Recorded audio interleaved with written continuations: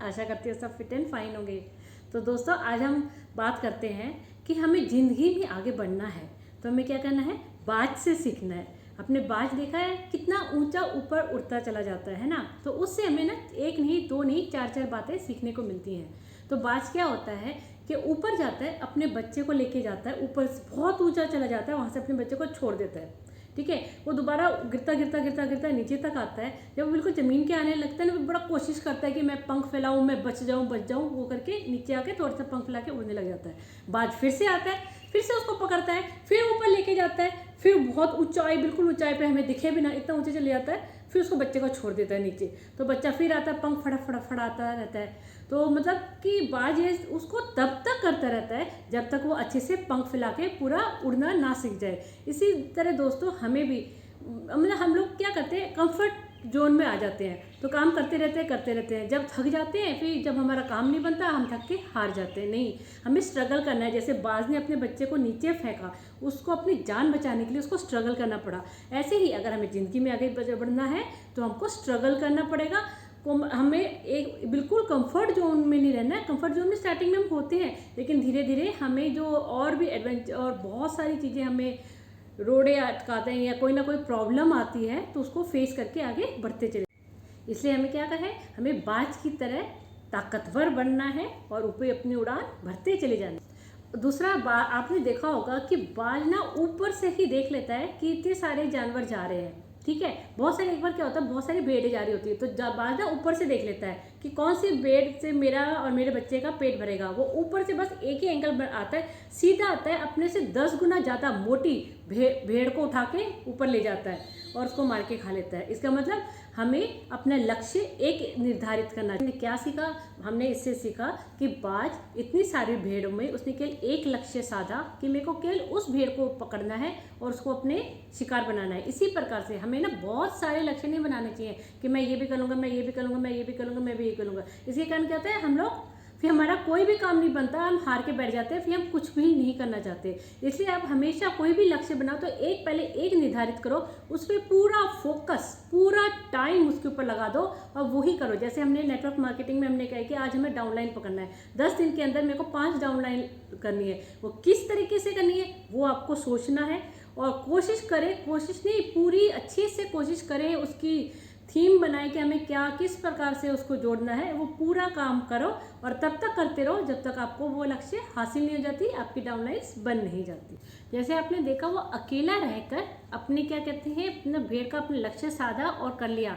आपको भी अकेला रहकर ही अपना कार्य सिद्ध करना है। जरूरी नहीं है कि हर इंसान जीते ही, हर इंसान को कामयाबी मिले ही, लेकिन क्या करते हैं, अपनी हमें क्षमताओं को पहचानना चाहिए कि हम किस कैटेगरी में आ रहे हैं और हमें किस चीज़ में हमें अपनी इम्प्रूवमेंट की जरूरत है। इन सब चीज़ों को ध्यान में देके हमें आगे बढ़ना है। देखा कि बाज को अपने शिकार की जरूरत थी, उसने इतने सारे भीड़ में अकेले ही जाके अपने लिए शिकार किया ना। इसी प्रकार से हमें भी अपने लक्ष्य को हासिल करना है तो हमें दूसरों की सहायता नहीं लेनी कि भाई थोड़ा सा तू हेल्प कर दे, तुम थोड़ा सा हेल्प करो। कोई आपकी हेल्प नहीं करेगा, सब बस अपना मोटिव देखते हैं, अपना मतलब निकालते हैं। तो अपनी थिंकिंग लगाओ, आपको अपना सोचना है कि मेरे को किस प्रकार से आगे बढ़ना है और मैं किस प्रकार से अपना लक्ष्य को मेरे को साधना है, किस प्रकार से अपना लक्ष्य हासिल करना है, उसके बारे में सोच के खुद अकेला ही सारे कार्य करना है। दूसरों के ऊपर डिपेंडेंट नहीं होना कि मेरी अपलाइन हेल्प करेगी या मेरे क्रॉस लाइन हेल्प करेगी या मेरा फ्रेंड हेल्प करेगा, मेरी मम्मी हेल्प करेगी या और कोई हेल्प करेगा। कोई हेल्प किसी की नहीं करता है। तो आपको खुद को ही अगर लक्ष्य हासिल करना है, खुद को ही फील्ड में निकलना है, खुद के लिए ही अपना खुद को मोटिवेट करना है खुद को। एक बात और बताऊं दोस्तों, ये बाज की उम्र ना 70 साल होती है, लेकिन वो जब 40 का हो जाता है ना तब तक वो बिल्कुल बुढ़ा हो जाता है। उसकी क्या कहते हैं, उसकी चोंच मुड़ जाती है, उसके पंख ढीले हो जाते हैं, खराब हो जाते हैं, गलने लग जाते हैं, उसके पैर की जो नाखून है वो भी टेढ़े मेढ़े हो जाते हैं। तो वो चाहता है, उसके पास 2 काम है, या तो वो हार जाए, मर जाए, या फिर अपने आप को मोटिवेट करके आगे बढ़े। तो बाज क्या करता है पता है, बाज अपने चोंच को ना अपने नाखूनों से सबसे पहले नाखूनों को ले लेके अपनी सारे शरीर की जो पंख है ना उसको उखाड़ उखाड़ के फेंक देता है, उसको बहुत दर्द होती है, बहुत पीड़ा होती है, फिर वो सारी चीज़ें उखाड़ देता है। फिर अपनी चोंच को ना उसके साथ जो पहाड़ की चोटी पे बैठ के सब करा होता है, तो चाह उसकी चोटी पे अपनी चोंच को मार मार के अपनी चोंच को भी लहू लुहान कर लेता है। फिर उसी पत्थर पे अपने पैर के नाखूनों को भी मार मार के पूरे पैर के नाखून तोड़ देता है। उसके बाद क्या होता है, वो कहीं जाके छुप जाता है, तो छुप जाता है ताकि कोई उसका शिकार ना कर ले।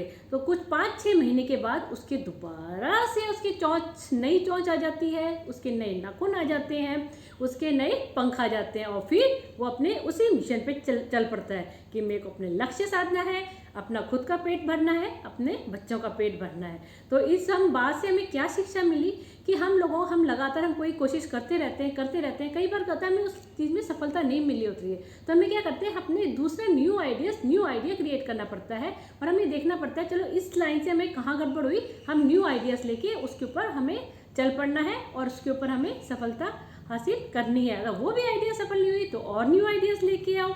आपका तो माइंड तो हमारा इतना बड़ा होता है, इतनी सारी नॉलेज हम लोग ग्रहण कर सकते हैं, तो कोई ना कोई नॉलेज से, आपके न्यू नॉलेज से, आपको न्यू आइडिया से आपको हमेशा कुछ ना कुछ तो सफलता मिल ही जाएगी। I am 100% sure. वही हम अगर दूसरी तरफ देखें भेड़, हम लोग क्या करते हैं कि वो भी ये कर रहा है, हम भी यही करेंगे। जैसे एक ने सोचा कि चलो मैं जाके ना होम केयर में ये दिखाता हूँ, तो आप भी जाके ये दिखा रहे हो, तो क्या होगा, सब कहेंगे ये क्या हो रहा है, सबके पास में यही है। नहीं, आप लोग ये सब क्या होता है, भेड़ चाल होती है। जैसे भेड़ एक तरफ आई तो सारी भेड़ें वहीं चलती है, ये देखा है ना। और अभी आपको बताया था मैंने बाज की स्टोरी, बाज क्या ऊपर से देख लेती है मेरे को कौन सी भेड़ पकड़नी है। तो दोस्तों ये नहीं होता कि बाज ऊपर से आया है तो सारी भेड़ें उसको सब एक दूसरे को बचाए, नहीं, सारी भेड़ें इधर उधर भागने लग जाती हैं। तो इसी तरीके से हमें अपना लक्ष्य खुद संभालना है, भेड़ों के जैसे नहीं करना कि जो वो काम करिए वही मैं भी काम करूंगा तभी सफल होऊंगा। नहीं, हो सकता है उसके बोलने का तरीका अलग हो सकता है उसकी क्रिएटिविटी अलग हो, लेकिन आपको खुद के माइंड से, खुद की सोच से नई सोच बनानी है। भेड़ की तरह नहीं, हमें बाज की तरह ऊपर आकाश में उड़ना है और सफलता हासिल करनी है। क्योंकि आपने बच को देखा होगा, सबसे ज़्यादा ऊंचाई पे केवल बाज जाता है, चिड़िया भी नहीं जाती। तो हमें क्या बनना है, हमें बाज की तरह बनना है। ठीक है दोस्तों, अब आप ये सब चीज़ें ध्यान रखिएगा और आपको क्या बनना है, बाज की तरह अपना लक्ष्य निर्धारित करना है। मिलती हूँ अपने न्यू वीडियो में, till then bye, take care.